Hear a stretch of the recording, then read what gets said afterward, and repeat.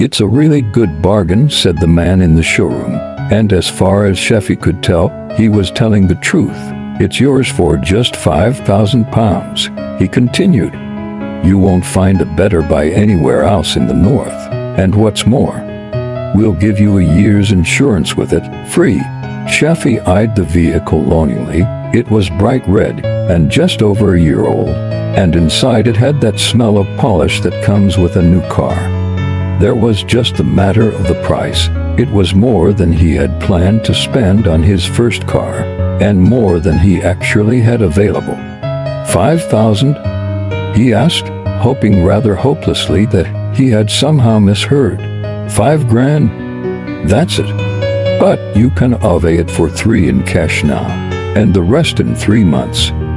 You can get a loan from the bank." Ever since he'd taken his first job at the burger bar at the age of 17, he'd been saving up for a nice car. Of course, he could have made do with a cheap wreck years ago, but that was not what he wanted. Shafi wanted a good car, a nice car, one that would make him feel as if he had achieved something better in life than serving in a restaurant. He handed over the crisp £50 notes. Even if the insurance was only third party, he reckoned it was a good buy at the price. Settling into the driving seat, he adjusted it for position and turned the key. Within minutes, he had passed the outskirts of Leeds and was headed for Gemma's house in Frampton. After all, she'd been badgering him to get a car ever since he'd first mentioned the idea to her a month or so earlier. He knew that she'd be impressed. "So, you bought it at last," she explained. "Great. Now we can go places." "Yes. And it goes like a dream. Let's take it over to Sabi tonight," she suggested. "Jess is on the door. He'll let us in free." "Good idea." Sabi was only 16 miles away, but the quickest way to get there was to take the motorway, and besides, Shafi was keen to see how fast he could get the new car up to. "Hey, take it easy," said Gemma, as the speedometer edged up towards the 100 meters p.h. mark.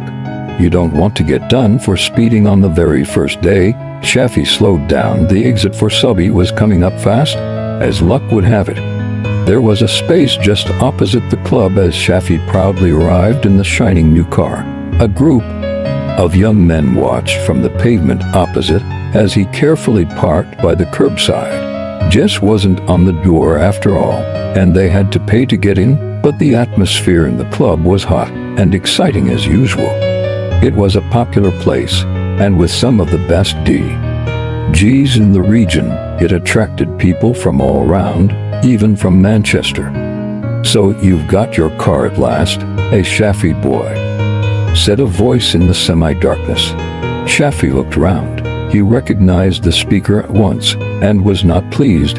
It was Rooksby, Gemma's former boyfriend. The three of them had worked together a year ago in a restaurant, until Rooksby was sacked for insulting a group of foreign tourists. "Hello," said Shafi. "Smart job, ain't it?" said Rooksby. "Yes," he answered. "Very nice, thank you. A bit too smart for someone like you, ain't it?" "Oh, give over," said Gemma. Rooksby gave a sarcastic laugh and moved away. It was almost 3 a.m. as they emerged from the club. "Hey!" exclaimed Shafi, looking across the street. "Where's the car? We left it there, didn't we?" "Yes, I think so," said Gemma. "Oh no, don't say someone's gone and nicked it already," Shafi groaned. The tears were already beginning to well up in his eyes. "What did you do with the keys?" asked Gemma. "They're here," he answered, rummaging in his pocket. "Or at least I think they are." Then he frowned. "They've gone. They can't have them. I must have put them down somewhere. No. This is ridiculous."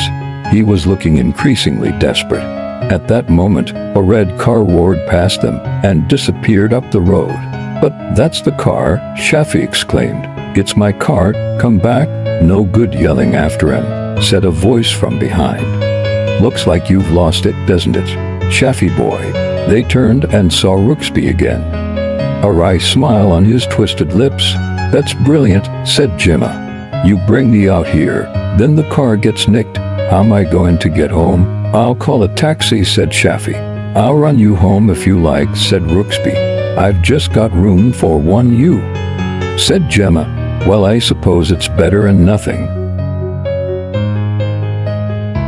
2 weeks later, the police called Shafi's employer, asking for the owner of a red car.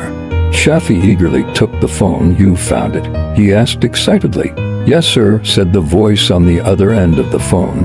It's in the pound in Birmingham? But I'm afraid you can't have it back now.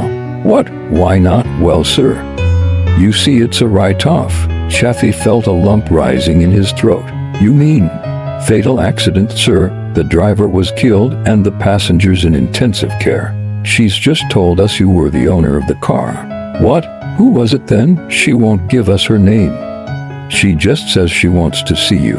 She says she's sorry. Perhaps you can help us with our inquiries.